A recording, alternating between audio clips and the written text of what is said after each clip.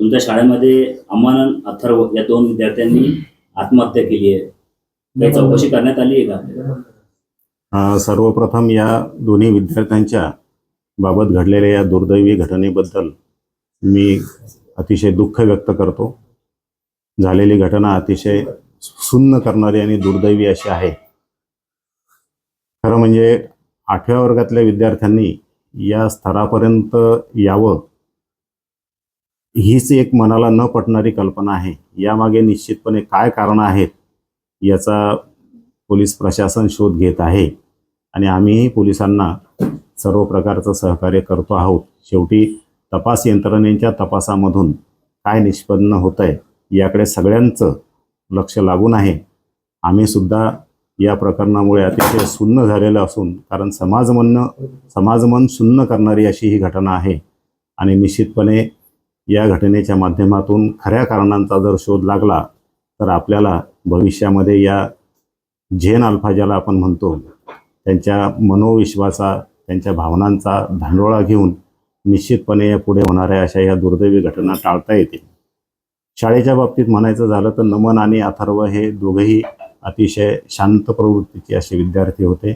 अभ्यासामध्येही त्यांची प्रगती बऱ्यापैकी होती. त्यामुळे अभ्यासाचा कसल्याही प्रकारचा ताण त्यांच्यावरती नसावा असं मला तरी वाटतं.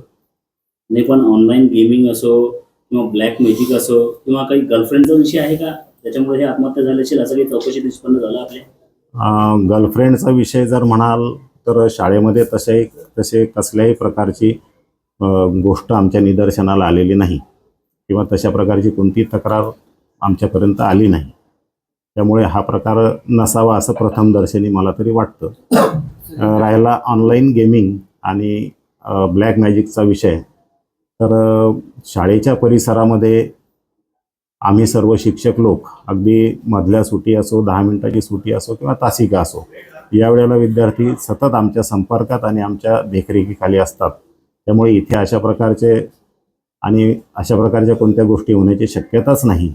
दुसरी गोष्ट, मोबाईल शाळेमध्ये आणणे याला आम्ही परवानगीच देत नाही. किंबहुना घरीसुद्धा विद्यार्थ्यांना कोणताही गृहपाठ हा मोबाईलवर दिला जात नाही जेणेकरून ते मोबाईल हाताळतील. आमचा प्रयत्न त्यांना सतत मोबाईलपासून दूर ठेवण्याचाच आहे. या पद्धतीनं आमचा कटाक्ष असतो. आणि ब्लॅक मॅजिक वगैरे ह्या ज्या प्रकाराबद्दल आपण म्हणतात त्याबद्दल मी पण पहिल्यांदाच हा शब्द ऐकतो आहे. त्यामुळे असं काही असेल हेही माझ्या स्तरावरून मला सांगणं कठीण आहे. बाकी सर्व समाजाने आणि सर्व पालक असोत, आम्ही आहोत किंवा इतरही संस्था असतील, समाज असेल, खरोखर या गोष्टींच्या दृष्टिकोनातून एक विषण्ण करणारी अशी ही गोष्ट आहे. एवढंच मी या निमित्ताने सांगू शकतो. ही घटना घडल्याच्या अगोदरच्या दिवशी 2-3 दिवसापूर्वी हे दोन्ही विद्यार्थी वर्तणूक कशी? अगदी नॉर्मल होते. त्यांच्या मित्रांशी पण या बाबतीमध्ये बोलल्या गेलं तर असं काही वेगळं त्यांच्या वागण्यामधून आढळलं नाही. किंबहुना त्याचे पालक जे आहेत त्यांच्याशी आम्ही जेव्हा या बाबतीत बोललो तर ते म्हणाले की नेहमीप्रमाणेच मुका घेणे असो, मिठी मारणे असो, हसणे असो, म्हणजे त्यांच्या मनात काही चाललं आहे असं ओळखायला त्याच्या पालकांना सुद्धा काही वाव नव्हता.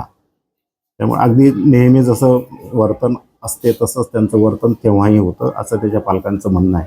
राहिला शाळेतल्या वर्तनाचा विषय, तेही अगदी सामान्य असं वर्तन होतं. कुठेही त्यांच्या मनात काही खळबळ आहे किंवा काही आहे असं काही आम्हाला जाणवलं नाही. या निमित्तानं आम्ही पालकांच्या आता पुन्हा एकदा वर्षभरामध्ये तर तशा आमच्या पालक सभा झालेल्याच आहेत आणि सातत्याने आम्ही या विषयावरती पालकांशी बोलत आलेलो आहे.